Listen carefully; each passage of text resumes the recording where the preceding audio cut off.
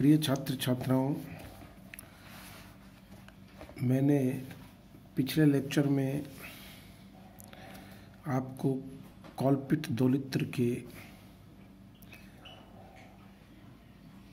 सिद्धांत, उसकी रचना और उसके विश्लेषण के बारे में बताने का प्रयास किया था। मैंने आपको उसके तुल्य परिपथ के बारे में बताया, एच प्राचाल तुल्य परिपथ। फिर मैंने ये बताया कि HRE और HOE के मान ट्रांजिस्टर के लिए सामान्यतः नगण्य होते हैं, उपेक्षणीय माने जाते हैं। ऐसी परिस्थिति में इस तुल्य परिपथ को सरलीकृत रूप में आप इस प्रकार लिख सकते हो और इसी परिपथ को हम इस चित्र के द्वारा भी व्यक्त कर सकते हैं। फिर मैंने आपको अंत में ये कहा था कि धारा के विभाजन के सिद्धांत का उपयोग करके हम गणनाएं करेंगे। तो कई विद्यार्थी जिन्होंने प्रारंभ में मान लीजिए मेरी कक्षा को ज्वाइन नहीं किया, उनको मैं ये बता दूं कि धारा के विभाजन का जो सिद्धांत है वो क्या है। वो देखिए, धारा के विभाजन का जो सिद्धांत है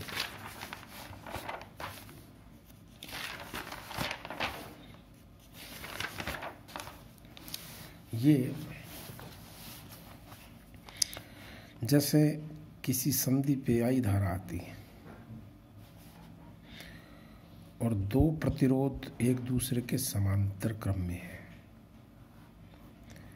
ये मैंने आपको प्रथम इकाई में बहुत बार सिखाया है। अब मान लीजिए इन समांतर क्रम के प्रतिरोध R1 में धारा I1 प्रवाहित होती है और इसमें धारा I2 प्रवाहित होती है। ये जंक्शन है, संधि। तो किरचॉफ के प्रथम नियम के अनुसार I बराबर I1 प्लस I2 होगा। आने वाली धारा किसी जंक्शन पे बराबर वहाँ से जाने वाली धाराओं के योग के बराबर। ये पहली समीकरण आ जाएगी। इन दोनों बिंदुओं के मध्य ये दोनों प्रतिरोध समानांतर क्रम में है, तो यहाँ जो विभवांतर होगा वो R1 पे भी वही होगा जो R2 पे।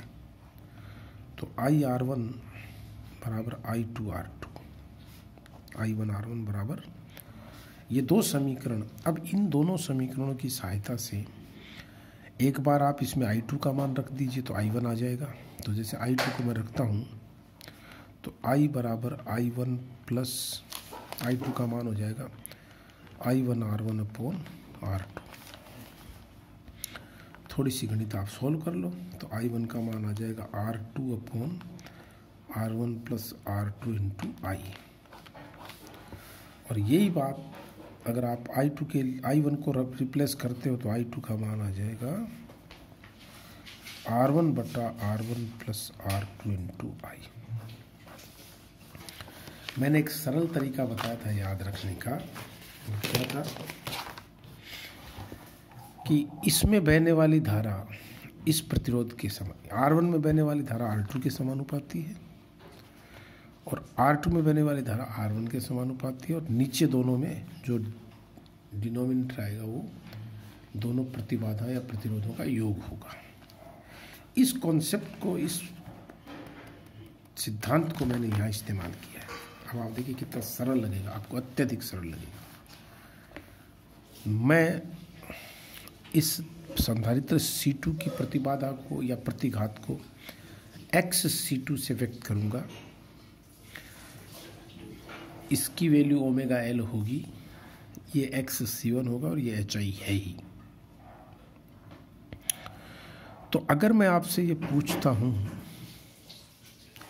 कि ये धारा जो I1 आ रही है उसका कितना भाग इसमें जाएगा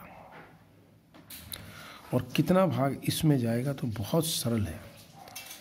इस शाखा की कुल प्रतिघात कितनी होगी? ओमेगा L यानी XL, और ये दोनों समानांतर क्रम में, तो ये हो जाएंगे XC1 इंटू HIE अपॉन दोनों का जोड़। तो देखो, और फिर इसमें बहने वाली धारा इसके समानुपाती होगी, यानी I2 का मान XC2 के समानुपाती होगा। तो ये देखो मैंने यहाँ लिख दिया I2, ये रही I2 बराबर XC2, क्योंकि ये पूरी शाखा और ये एक दूसरे के समांतर क्रम है। तो XC2 अपॉन इसका पूरा कितना हो जाएगा XL प्लस इन दोनों का समांतर संयोजन HIE/XC1 upon HI plus XC1 और प्लस XC2। तो देखो I2 बराबर R1 upon total R1 plus R2 into I1। ये कॉन्सेप्ट मैंने लगा दी। इसको आप सॉल्व कर लीजिए LCM वगैरह लेकर के, जैसे XC2 का भाग लगा दिया मैंने, ऊपर नीचे कॉमन ले लिया तो XC2 ऊपर से गायब हो जाएगा, नीचे 1 upon XC2 XL plus this plus 1 हो जाएगा। और यहाँ XC1 कितनी है 1 upon J omega C1, J जहाँ पर √-1 आयोटा है, XC2 बराबर 1 अपॉन J ओमेगा C2 होगा और XL बराबर J ओमेगा L होगा। ये मान आप यहाँ रख दीजिए इस समीकरण में, और थोड़ी सी गणित सॉल्व करने के बाद इसको हल करने पर हम ये प्राप्त करेंगे। I2 बराबर 1 plus J omega C2 HI upon 1 minus omega square LC2 plus J omega C1 plus C2 minus omega square LC1 C2 HIE और होल मल्टीप्लाइड बाई I1। ये कि कॉन्सेप्ट में बिंदु B पर लगाता हूँ यहाँ कि जो ये I2 आ रही है इसमें से मान लीजिए कुछ भाग यहाँ चला गया और कुछ भाग यहाँ, तो उसको भी हम यहाँ पे, तो जो I3 है ये देखिए आप, ये आ जाएगी I2 upon 1 plus J omega C1 HIE हो जाएगी ये। और A और B G के मध्य निर्गम वोल्टता कितनी आ जाएगी, A और G के मध्य निर्गम वोल्टता, देखो ये दोनों समांतर क्रम में, तो ये आ जाएगी V आउटपुट बराबर 1 upon J omega I1 minus I2, क्योंकि यहाँ I1 धारा आ रही है और इसमें I2 है, तो यहाँ कितनी हो जाएगी I1 माइनस I2, तो धारा गुना इसकी प्रतिबाधा तो कितनी है 1 अपॉन J ओमेगा C2, ये देखो मैंने लिख दिया 1 upon J omega C2 multiplied by current, ये वोल्ट आ जाएगी। और I1 का मान यहाँ से देखिए, I1 की दिशा मैंने अंदर की तरफ मानी है, ये दिशा बाहर की तरफ है, तो I1 बराबर हो जाएगा माइनस GMVBE, ये भी लिख दिया I1 बराबर माइनस GMVBE। तो ये मान रखने पे VO का मान आ जाएगा। वोल्टता लब्धि A बराबर होती है निर्गम वोल्टता अपॉन निवेशी, तो ये मान आ जाएगा। इस VO में VBE का भाग लगाते ये मिल जाएगा। पुनर्निवेशी वोल्टता VF बराबर होती है HIE इंटू IS, और बीटा जो फैक्टर होता है वो आप सब जानते हो क्या होता है, बीटा बराबर VO by VF by VO। और ये मान रखने पर A बीटा की वैल्यू आ जाएगी, ये बीटा आ गया, A अपने हमने पहले ही यहाँ पे निकाल लिया, इन दोनों का गुणा कर दीजिए, A बीटा का मान आ जाएगा, A बीटा का मान आ जाएगा minus GM HIE I2 by I1 I3 बटा I1, ये रही I3 यहाँ पे, I3 का मान आप रख दीजिए, ये मान आ जाए। अब बार-काउजन क्राइटेरिया क्या कहता है, बार-काउजन क्राइटेरिया कहता है कि A बीटा का मान वास्तविक होने के लिए J के जितने भी पद हैं √-1 से संबंध जितने भी पद हैं वो शून्य होने चाहिए। इसका मान वास्तविक होने के लिए ये पद शून्य होगा, ये देखो ये J का गुणांक, तो omega C1 plus C2 minus omega square LC1 C2 बराबर 0, इससे ओमेगा स्क्वायर का मान ये आ जाएगा और ये कंडीशन आ जाएगी। और इस अवस्था में A बीटा बराबर, ये A बीटा की वैल्यू इसको जैसे ही आप 0 रखोगे ये बच जाएगा और आप देखो ये आ जाएगा। और स्वतः दोलनों के लिए A बीटा का मान 1 से ज़्यादा होना चाहिए, तो ये कंडीशन हमारे पास प्राप्त हो जाएगी कि GMHI का मान C2 बाई C1 या HFE का मान C2 बाई C1 से अधिक होना चाहिए। ये कॉल्पिट दोलित्र की प्राइम कंडीशन प्राप्त होती है।